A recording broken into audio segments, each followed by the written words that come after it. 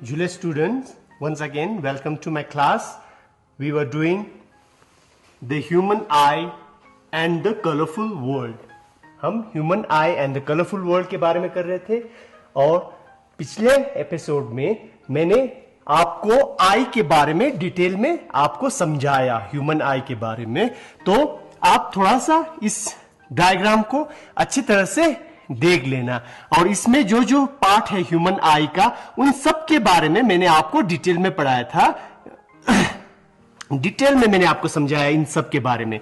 Okay, अब जब आपको एग्जाम्स में ड्रॉ अ ह्यूमन आई आएगा तो आपने ये वाला डायग्राम नहीं बनाना है आपने, ठीक है बच्चों, क्योंकि इसमें सिर्फ फ्रंट व्यू ही दिखाया है।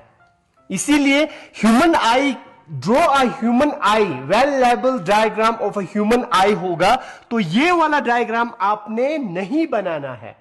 आपने ये वाला डायग्राम बनाना है जो मैंने कहा था कि जो हमारा आई जो है ये एक बॉल की शेप में होता है। अगर यहां से हम सॉकेट से बाहर निकाले तो एक स्फेरिकल फॉर्म में होता है, तो इसीलिए हमने आई बॉल कहा। उस आई बॉल को हमने बीच से काट दिया और बीच से काट के इसका पूरा पार्ट हम डिटेल में दिखा रहा है इस डायग्राम में। तो इसीलिए आपने ये वाला डायग्राम बनाना है, ठीक है, ये वाला डायग्राम बनाना है और आपने वेल लेबल क्लियर पिक्चर होना चाहिए, ठीक है बच्चों, समझ में आ रहा है? ओके, अब आज जो हम करेंगे वो है image formation by I. Human आई में इमेज फॉर्मेशन कैसा होता है इसके बारे में आज हम डिटेल में पढ़ेंगे, ठीक है बच्चों। अब इसमें स्टार्टिंग में क्या होगा, इसमें स्टार्टिंग में आपने ये मान के चलना है, ये आपको मालूम है कि जो हमारा लाइट जो है, जब लाइट का सोर्स आई पे पड़ता है तो हमारा जो प्यूपल जो है ये एक हमारा मात्र एक ऐसा जगह है जिससे हमारा लाइट रे आंख के अंदर इंटर कर सकता है। इसके अलावा और कहीं से भी लाइट रे इंटर नहीं करेगा। तो लाइट रे जो है प्यूपल से इंटर करेगा और प्यूपल से इंटर करने के बाद ये हमारा लेंस है। ये कौन सा लेंस है आपको मालूम है? ये हमारा कॉन्वेक्स लेंस है। इस लेंस पे जैसे हमारा लाइट स्ट्राइक करेगा और ये लेंस जो है इमेज बनाएगा रेटिना पे, ठीक है बच्चों। तो हमारे आई का जो स्क्रीन है, ठीक है, जहां पे हमारा इमेज बनेगा, ऑब्जेक्ट का जो इमेज बनेगा वो स्क्रीन हमारा रेटिना है, जो जहां पे हमारा लाइट सेंसिटिव सेल्स है, ठीक है बच्चों। अब जब हमारा आपने लाइट चैप्टर अच्छे तरह से पढ़ा है तो आपको मालूम है यहां पे जो हमारा लेंस जो है वो कौन सा लेंस है? ये हमारा कॉन्वेक्स लेंस है, ठीक है बच्चों, ये हमारा कॉन्वेक्स लेंस है। अब जब ये हमारा कॉन्वेक्स लेंस है तो यहां पे जो हमारा इमेज जो बनेगा वो इमेज हमारा कैसा होगा? वो इमेज हमारा रियल इमेज होगा, ठीक है बच्चों। अब जैसे मैं यहां पे आपको बना के दिखाता हूं, ये हमारा एक मैंने ट्री बनाया है, ठीक है बच्चों। अब ये हमारा ऑब्जेक्ट है, ठीक है। जब इस ऑब्जेक्ट से लाइट आएगा, ठीक है बच्चों, और हमारे आई के लेंस के ऊपर ये स्ट्राइक करेगा और उसके बाद जब ये हमारे रेटिना पे जो हमारा इमेज होगा वो हमारा इमेज रेटिना पे ऐसा होगा, ठीक है। इस ऑब्जेक्ट का इमेज ऐसा होगा उल्टा, ठीक है। ये हमारा कहां पे, ये स्क्रीन कहां पे है? हमारा रेटिना पे बच्चों, ठीक है। रेटिना पे जो हमारा ये इमेज जो बनेगा, रेटिना के स्क्रीन पे जो हमारा इमेज बनेगा वो इमेज हमारा रियल इमेज होगा। तो ये इमेज हमारा क्या है? रियल है, ठीक है बच्चों। ये हमारा इमेज कौन सा है? रियल है। अब यहां पे आप देखो, ये पेड़ ऐसा है, मैंने कहा रेटिना पे हमारा इमेज रियल इमेज बनेगा। तो क्या आप लोग जब पेड़ को देखते हो तो क्या आपको उल्टा नजर आता है वो पेड़? नहीं, आपको तो पेड़ सीधा नजर आता है, ठीक है बच्चों। तो ये कैसा होता है? ठीक है, जैसे ही हमारा ऑब्जेक्ट का इमेज रेटिना पे पड़ा, रेटिना पे हमारा लाइट सेंसिटिव सेल्स है, ये लाइट सेंसिटिव सेल्स पे हमारा ये इमेज बनेगा और वो इमेज हमारा रियल होगा। और जैसे ही ये इमेज बनेगा, ये क्या करेगा, जो हमारा लाइट सेंसिटिव सेल्स है उसमें इलेक्ट्रिक इंपल्स जनरेट करेगा। ठीक है, इलेक्ट्रिक सिग्नल जनरेट करेगा और वो इलेक्ट्रिक सिग्नल हमारे ऑप्टिक नर्व्स के थ्रू, वो इलेक्ट्रिक सिग्नल जो है हमारा ऑप्टिक नर्व्स के थ्रू हमारे ब्रेन में चला जाएगा। ठीक है, और ये जो है ऑप्टिक नर्व्स के थ्रू ब्रेन में चला जाएगा और ब्रेन हमारा इस जो हमारा इलेक्ट्रिक इंपल्स है उसको प्रोसेस करके जो हमारा इमेज जो है उस इमेज को इरेक्ट कर देगा। ठीक है बच्चों, ब्रेन में हमारा जो इमेज जो है वो इरेक्ट हो जाएगा। ठीक है, इसीलिए अब जो हमारा थिंकिंग पावर जो है वो ब्रेन करता है। ठीक है, हमारा बॉडी पूरा कंट्रोल ब्रेन करता है, तो अब ब्रेन बताता है कि ये सीधा है, तो इसीलिए हमें वो चीज सीधा लगता है। ठीक है बच्चों, समझ में आया? ओके, यही है हमारा ऑब्जेक्ट आई लेंस के थ्रू रेटिना पे जब ये पड़ेगा, रेटिना पे हमारा जो इमेज बनेगा वो हमारा इन्वर्टेड रियल इमेज होगा। मगर ये रियल इमेज करेक्ट कौन करेगा? करेक्ट हमारा ब्रेन करेगा। ठीक है बच्चों, समझ में आ रहा है? Any confusion? ओके, अब क्या है, अब हमने जब इमेज फॉर्मेशन की बात की तो हमें मालूम है कि यहां से जो दो रेज आता है, जहां पे वो दो रेज ज्वाइन होता है उस जगह पे इमेज फॉर्मेशन होता है। ठीक है बच्चों, तो ये जो हमारा डिस्टेंस जो है और ये डिस्टेंस जो है, इस डिस्टेंस पे हमारा, ये डिस्टेंस पे डिपेंड रहता है कि हमारा इमेज कहां बनेगा। आपको याद है ना, मैंने, अगर आपको याद नहीं है, मेरा पिछला वीडियो देख लेना जहां पे मैंने रिफ्लेक्शन के बारे में, लाइट के बारे में पढ़ाया था।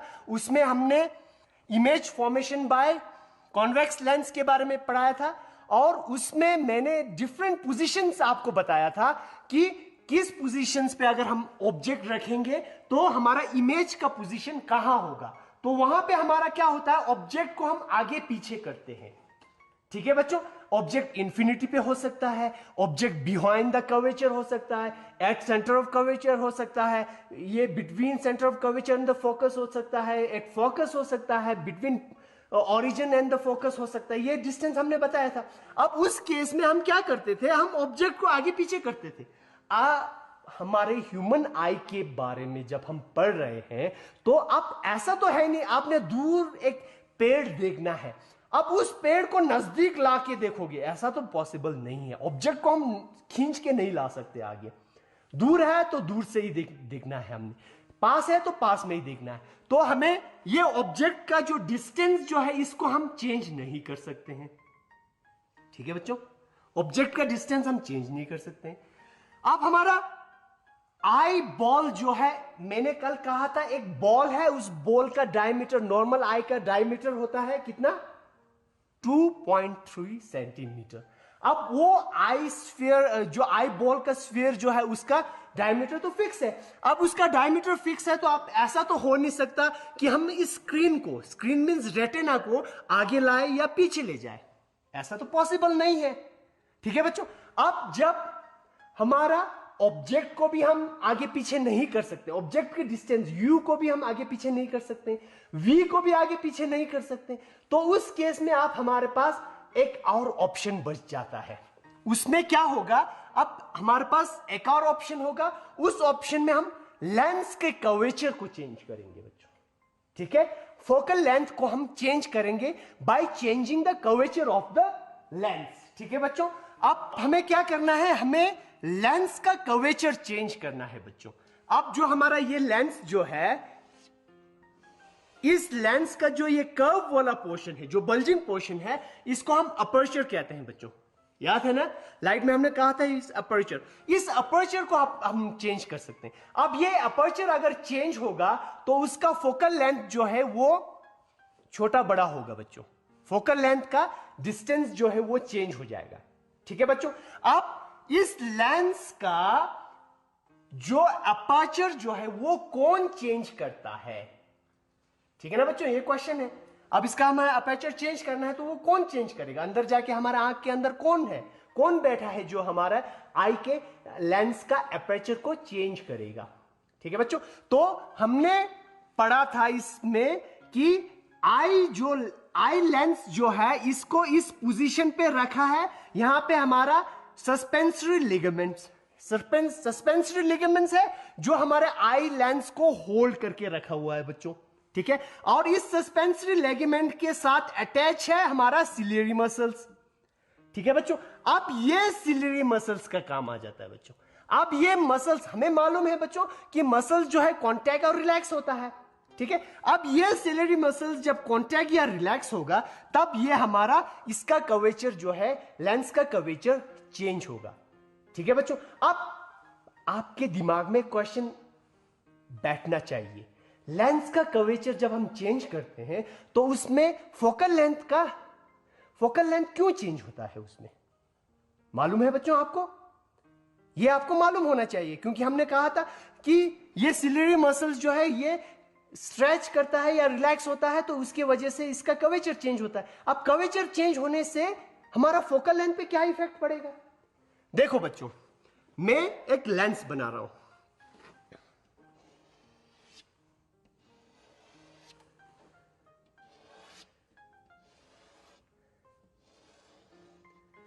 ठीक है बच्चों, ये मैंने 3 लेंस बनाया है। ठीक है बच्चों, अब मैंने कहा था ये जो हमारा लेंस है, it is a part of sphere, एक स्फीयर का पार्ट है। ठीक है बच्चों, अगर इसको हम ड्रॉ करेंगे तो ये एक स्फीयर होगा, इस स्फीयर का एक पार्ट है, ये भी एक स्फीयर होगा। ठीक है बच्चों, और ये भी एक स्फीयर होगा। ये मैंने 3 डिफरेंट लेंस बनाया है जिनका कर्वेचर डिफरेंस है। ठीक है बच्चों, आप देखो बच्चों, जिस लेंस का कर्वेचर नॉर्मल है, आप देखो यहां से इसके सेंटर तक हम कहते हैं इसको रेडियस ऑफ कर्वेचर। ठीक है ना बच्चों, इसको हम कहते हैं रेडियस ऑफ कर्वेचर, इस डिस्टेंस को। और इस डिस्टेंस के सेंटर में ही हमारा पड़ जाता है, इस डिस्टेंस को अगर हम 2 इक्वल हाफ में डिवाइड कर देंगे तो वहां पे हमारा फोकस बनता है बच्चों। ठीक है, और ये जो डिस्टेंस है, इस डिस्टेंस को हम कहते हैं फोकल लेंथ। ठीक है ना बच्चों, इस डिस्टेंस को हम फोकल लेंथ कहते हैं। अब ये वाले केस में, अब यहां से हमारा सेंटर यहां कहीं होगा, जब सेंटर यहां कहीं होगा तो इसका फोकस यहां होगा, जब फोकस यहां होगा तो फोकल लेंथ इतना ही होगा। ठीक है बच्चों, अब इस वाले केस में, अब ये हमारा सर्कल जो है बड़ा बन रहा है, तो इसका सेंटर यहां कहीं होगा, जब सेंटर यहां कहीं होगा तो ये हमारा रेडियस ऑफ कर्वेचर, और इसका फोकस जो है यहां कहीं होगा बच्चों, और ये हमारा फोकल लेंथ। ठीक है बच्चों, आप देखो जैसे जैसे हमारा रेडियस ऑफ कर्वेचर, ये इसका अपर्चर, जैसे हमारा अगर अपर्चर हमारा ज्यादा है तो ये हमारा सर्कल छोटा बनेगा।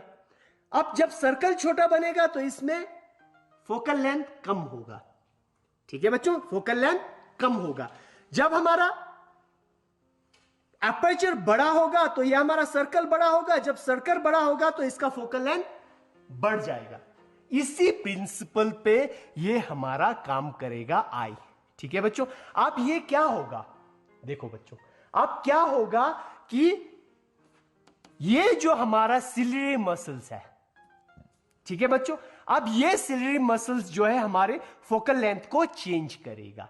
ठीक है, अगर हमने किसी चीज को नजदीक देखना है, ओके बच्चों, जब हमारा आई लेंस जो है हमारा बल्ज होगा, ठीक है बच्चों, जब ये थिक होगा, ये फैट या थिक कह सकते हैं या फैट होगा, ठीक है, तो यहां पे हमारा फोकल लेंथ छोटा होगा, इसका फोकल लेंथ जो है हमारा ये छोटा होगा, तो यहां कहीं हमारा फोकस बनेगा। ठीक है बच्चों, अगर हमारा ऑब्जेक्ट जो है नजदीक है तो यहां से जो लाइट आएगा ये फोकस टच करके जाएगा, और यहां से जो सेंटर ये ओरिजिन टच करके जा रहा है, तो हमारा इमेज जो है यहां कहीं बनेगा, इस इमेज जो है यहां कहीं बनेगा जहां ये दोनों टच है, तो ये हमारा रेटिना, सॉरी, ये हमारा रेटिना पे ही पड़ेगा बच्चों, ये इमेज जो है, ठीक है, इमेज हमारा रेटिना पे बन जाएगा। और जब हम दूर का चीज देखते हैं, दूर से कोई दूर का चीज हम अगर देखते हैं तो उस केस में क्या होगा, हमारा आई लेंस जो है वो पतला हो जाएगा, थिन हो जाएगा, जिससे हमारा फोकल लेंथ जो है हमारा बढ़ जाएगा। और हम कहते हैं इसका जो है फोकल लेंथ जो है हमारा बढ़ जाएगा, फोकल लेंथ हमारा बढ़ जाएगा। तो हम जब दूर से कोई चीज आता है तो हम दिखाते हैं parallel to the principal axis, और यहां जाके दोनों जो है फोकस पे टच हो जाता है, और ये हमारा फोकस जो है ये हमारा रेटिना पे पड़ेगा और हमारा इमेज जो है वो रेटिना पे ही बनेगा। ठीक है बच्चों, तो अब ये जो हम किसी चीज को हम नजदीक से देखते हैं, जैसे ये चौक है मेरे नजदीक है, तो नजदीक जब होगा तो मेरा आई लेंस जो है वो फैट होगा।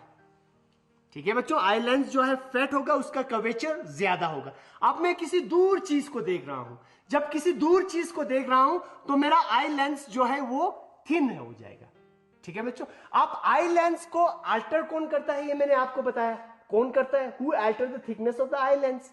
आई लेंस के थिकनेस को अल्टर कौन करता है, आई लेंस का थिकनेस को अल्टर करता है हमारा यहां पे जो ये मसल्स जो है इसको हम कहते हैं सिलरी मसल्स। ये सिलरी मसल्स जो है हमारे आई लेंस के थिकनेस को अल्टर करता है बच्चों। ठीक है, अब क्या होता है, ये जो हमारा सिलरी मसल्स है ये एक मसल्स है, और मसल में हमारा मसल्स का क्या है, एक कैरेक्टरिस्टिक है कि उस मसल्स में रिलैक्स और कॉन्टैक्ट होता है। जब रिलैक्स और कॉन्टैक्ट होता है तो उसमें हमारा एक्सपेंड भी होता है और रिलैक्स भी हो जाता है। जब हमारा ये जो सिलरी मसल्स जो है, ये सिलरी मसल्स जब कांटेक्ट होगा बच्चों, जब ये सिलरी मसल कांटेक्ट होगा तो ये क्या करेगा, ये सस्पेंसरी लिगामेंट जो हमारे आई लेंस को होल्ड कर रहा है उसको दोनों तरफ से पुश कर देगा अंदर की ओर। जब ये अंदर की ओर पुश कर देगा तो हमारे लेंस पे कोई प्रेशर नहीं पड़ेगा। जब हमारे लेंस पे कोई प्रेशर नहीं पड़ेगा तब क्या होगा, तब हमारा आई लेंस जो है वो बल्ज हो जाएगा, फैट हो जाएगा बच्चों। जैसे ये एक रबर बैंड है बच्चों, इस रबर बैंड को अगर मैं दोनों तरफ से ऊपर और नीचे से अगर मैं नीचे की ओर ढकेलूं तो इसका कर्वेचर बढ़ रहा है बच्चों। ठीक है ना, इसका ये जो हमारा रबर बैंड है, इस रबर बैंड को अगर मैं ऊपर और नीचे से थोड़ा सा नीचे करूं तो ये हमारा बल्ज हो रहा है और ये हमारा फैट बन रहा है। तो वैसे ही हमारा ये फैट हो जाएगा। ठीक है बच्चों, अब जब हमारा सिलरी मसल्स जो है, ये जो हमारा सिलरी मसल जब एक्सपेंड होगा बच्चों, ठीक है, जब सिलरी मसल्स एक्सपेंड होगा तो ये जो हमारा सस्पेंसरी लिगामेंट जो है, इस सस्पेंसरी लिगामेंट पे प्रेशर पड़ेगा। जब सस्पेंसरी लिगामेंट पे प्रेशर पड़ेगा तो ये क्या करेगा, ये इस लेंस को दोनों तरफ से खींचेगा।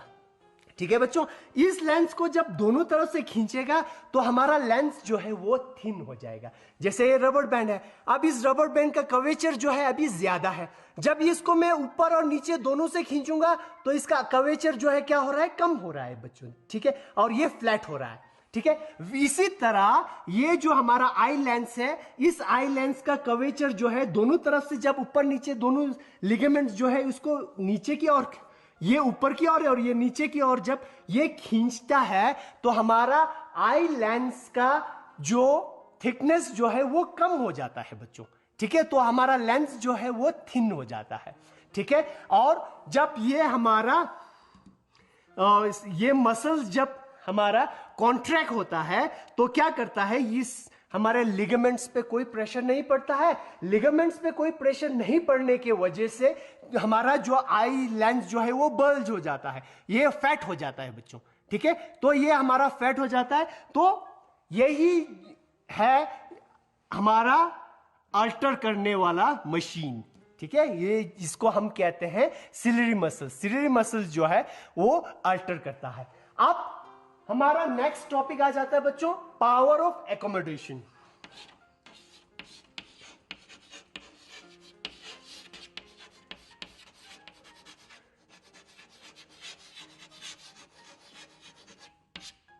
अब नेक्स्ट टॉपिक जो है वो हमारा है पावर ऑफ एकोमोडेशन। अब पावर ऑफ एकोमोडेशन मतलब क्या है? ठीक है बच्चों, अब पावर ऑफ एकोमोडेशन का मतलब है कि ability of eye lens to adjust the focal length to see both distance and the near object. जब हम डिस्टेंस ऑब्जेक्ट या नियर ऑब्जेक्ट को हम जब देखते हैं तो हमारा आई लेंस जो है वो फोकल लेंथ को एडजस्ट करता है। उस फोकल लेंथ को एडजस्ट जब करता है तो उसको कहते हैं एकोमोडेशन। ठीक है, आई लेंस अभी हमने बताया ना बच्चों मैंने कि ये जो हमारा आई लेंस जो है ये मोटा हो जाता है या ये दोनों तरफ से खींच जाए तो ये पतला हो जाता है। जब ये फैट होता है या थिन होता है वो उसके वजह से हमारा फोकल लेंथ जो है चेंज होता है बच्चों। मैंने पहले बताया आपको कि फोकल लेंथ हमारा कम या ज्यादा होगा।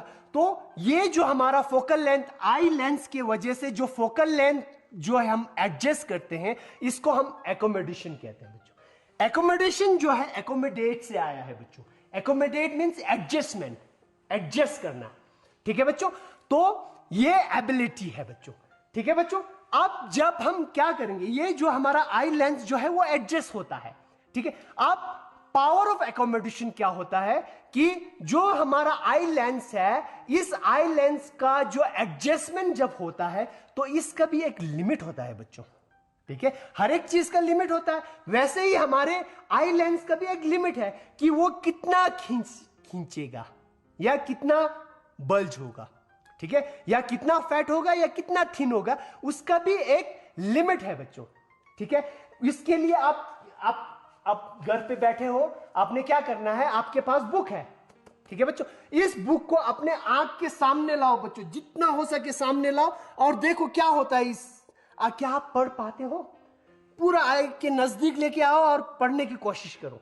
आपको ये जो हमारा लिखावट जो है बुक में जो लिखा है वो ब्लर होना शुरू हो जाएगा बच्चों। जैसे नजदीक आप लाओगे तो वो ब्लर हो जाएगा। वो ब्लर क्यों होता है? क्योंकि ज्यादा जब नजदीक आ गया आप हमारे आई लेंस जो है वो जब बल्ज हो रहा है, वो फैट हो रहा है, अब उसके एक लिमिट है जिस लिमिट तक वो बल्ज हो सकता है, उससे आगे वो बल्ज नहीं हो सकता है। अब हमारा इमेज जो हमारा ऑब्जेक्ट जो है वो इतना नजदीक आ गया है कि अब हमारा वो इससे ज्यादा बल्ज नहीं हो रहा है। बल्ज नहीं हो रहा है तो हमारा जो इमेज जो है वो रेटिना पे नहीं पड़ रहा है। जब इमेज रेटिना पे नहीं पड़ेगा तो हमारा इमेज जो है ब्लर, साफ नहीं आएगा बच्चों, धुंधला नजर आएगा। अब क्या करना है नेक्स्ट? अब क्या करना है? आपने यूं देखा, आप नहीं पढ़ पा रहे हो, अब थोड़ा दूर ले जाओ बच्चों, थोड़ा दूर ले जाओ जहां पे आपको क्लियरली नजर आए। ठीक है बच्चों, जिस डिस्टेंस पे आपको ये क्लियरली नजर आता है उसको कहते हैं least distance of distinct vision. Least means minimum distance, जहां पे आपको इमेज क्लियर नजर आ रहा है तो उसको कहते हैं least distance of distinct vision. ठीक है बच्चों, और या इसको हम नियर पॉइंट भी कहते हैं बच्चों। ठीक है, नियर पॉइंट ऑफ द आई। अब ये जो हमारा डिस्टेंस जो है एक नॉर्मल आई का क्लियर देखने का नियर पॉइंट का जो डिस्टेंस जो है वो 25 सेंटीमीटर है बच्चों। क्या है? 25 सेंटीमीटर। ठीक है बच्चों, अब दूर किसी चीज को हम देख रहे हैं तो हम कितने दूर तक देख सकते हैं? कितने दूर तक देख सकते हैं? आप इमेजिन कर सकते हो कि हम कितने दूर की चीज को देख सकते हैं। एक नॉर्मल आई जो है हम किसी दूर की चीज को देख रहे हैं तो वो कितने दूर, कितने डिस्टेंस तक हम देख सकते हैं? वो डिस्टेंस जो है उसको हम फार पॉइंट कहते हैं बच्चों। कितने दूर तक हम देख रहे हैं, फार पॉइंट। और उस फार पॉइंट का डिस्टेंस जो है वो एक नॉर्मल आई का इंफिनिटी है बच्चों, इंफिनिट। उस डिस्टेंस को हम बता नहीं सकते। नियर पॉइंट जो हमारा है, नियर पॉइंट जो है वो 25 सेंटीमीटर है और जो दूर का पॉइंट है, फार पॉइंट, वो इंफिनिटी है। इंफिनिटी इसलिए बोल रहा हूं, रात को आप आसमान में देखते हो आपको तारे नजर आता है, तारे जो है हमारा स्टार जो है उसका डिस्टेंस हमसे कितने हैं बता सकते हो? इनफाइनाइट डिस्टेंस, वो इनफाइनाइट हमें दिख रहा है। तो ये हमारा फार पॉइंट और नियर पॉइंट हो गया बच्चों। ठीक है, तो आज हम इतना ही करेंगे। शायद आपको इसके बारे में डिटेल में एक बार आप पढ़ लेना, अगर समझ में नहीं आए तो इस वीडियो को बार बार देखना। और कल जो हमारा नेक्स्ट एपिसोड जो होगा उस नेक्स्ट एपिसोड में हम डिफेक्ट ऑफ विजन्स के बारे में पढ़ेंगे, जिसको थोड़ा सा आप घर से देख लेना। आज का होमवर्क जो है वो डिफेक्ट ऑफ विजन है, उसको आप देख लेना ताकि कल आपको इजीली समझ में आए। Thank you very much.